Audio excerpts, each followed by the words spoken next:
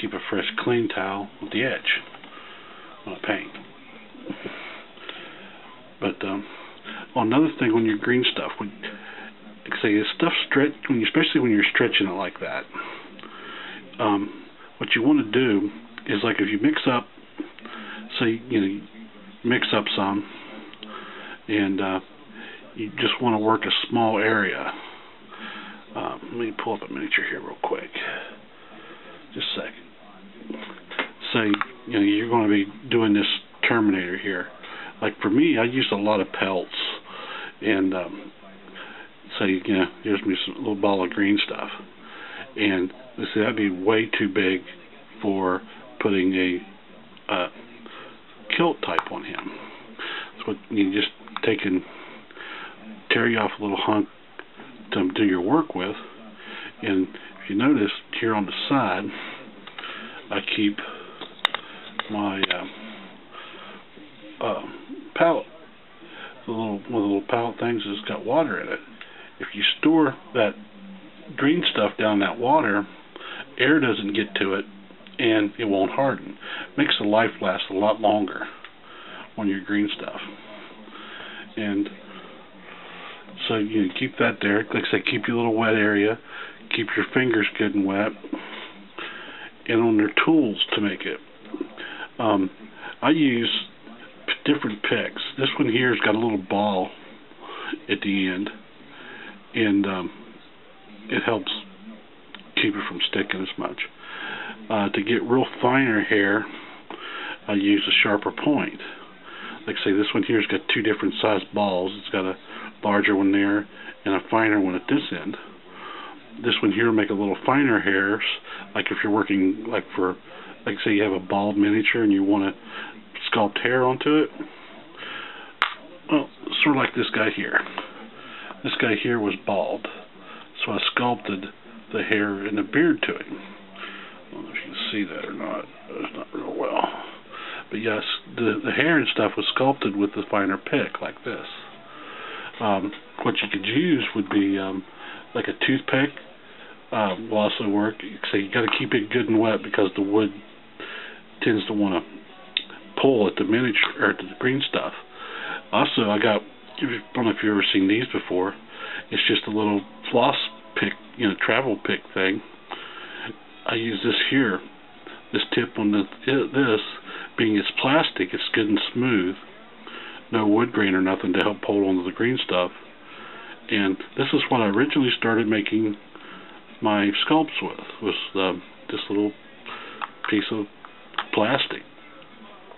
Something that's got a good, nice point on it, so that whenever, like say, you're working, it just gouge and start pulling,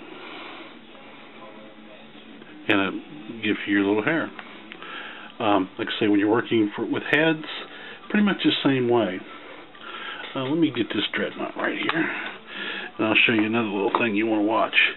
When you're working with hair with these guys, you got to watch your direction as the gravity of travel.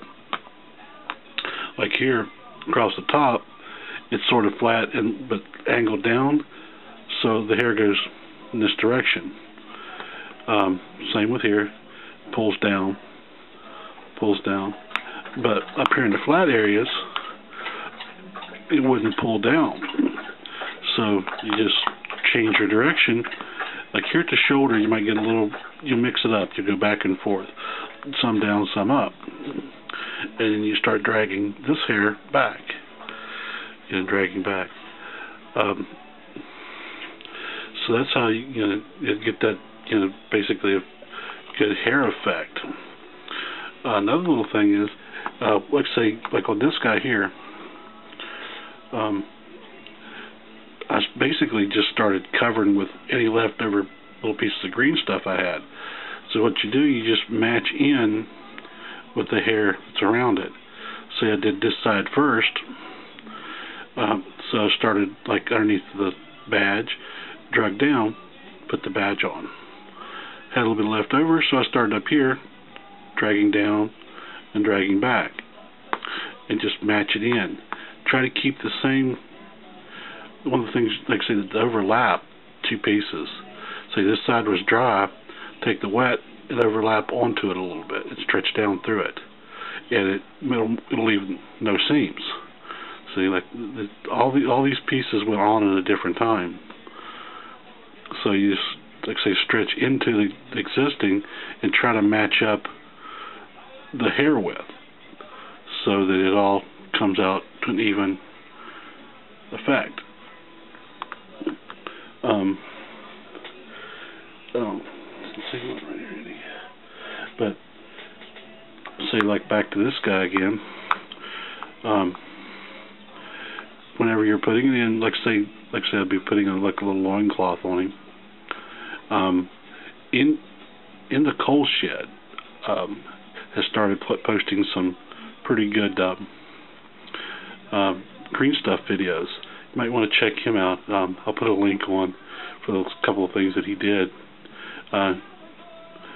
He's got some pretty good techniques too. Like he was saying, you take your point, you work your green stuff up underneath the belt, and which will leave you little lines, and you just start stretching.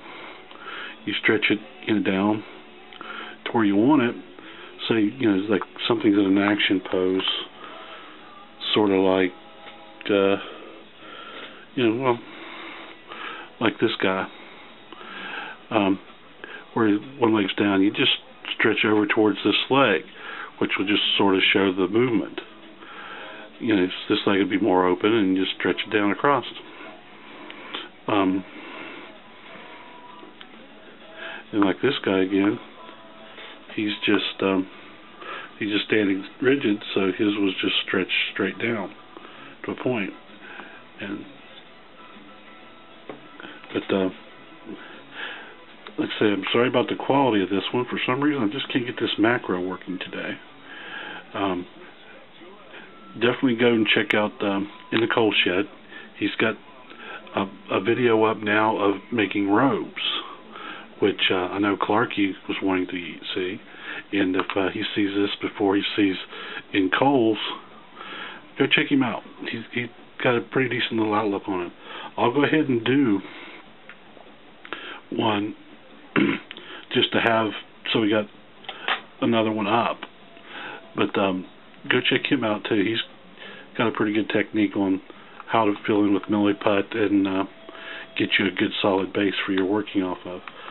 I generally, like I say, I make short stuff, so that's this video is really long. So we'll go ahead and cut this here pretty soon. But say sorry again about the quality. Another quick recap on what we're doing. So you get this blue tack is substitute for your green stuff. Wet your board or your working surface. On the miniature, don't wet it. You want it to stick to the miniature. But if you're working, say you're going to make a big flat area of green stuff, of fur or whatever, just wet your area, place your green stuff, get you a pick implement, like say a toothpick, diddle pick, whatever you've got handy, and say you want to stretch down, you just put in, start stretching down. You just work back and forth across your surface. We'll give you your little fur treatment.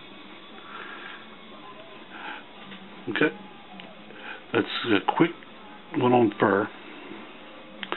So have at least one more on doing some banner cloak stuff, and